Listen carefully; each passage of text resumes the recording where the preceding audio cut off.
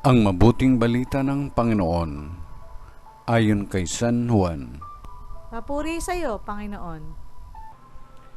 Kinagabihan ng linggo ding iyon, ang mga alagad ay nagkakatipon.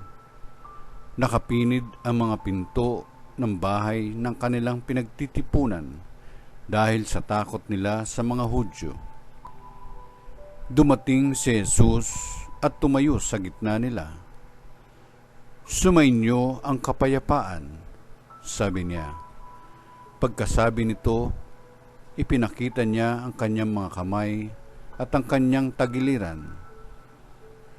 Tuwang-tuwa ang mga alagad na makita ang Panginoon. Sinabi na naman ni Jesus, "Sumainyo ang kapayapaan. Kung paanong sinugo ako ng Ama, gayon din naman sinusugo ko kayo." Pagkatapos, sila'y hiningahan niya at sinabi, "Tanggapin ninyo ang Espiritu Santo. Ang patawarin ninyo sa kanilang makasalanan ay pinatawad na nga. Ang hindi ninyo patawarin ay hindi nga pinatawad."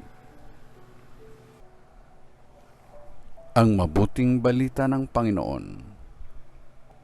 Pinupuri ka namin, Panginoong Jesucristo.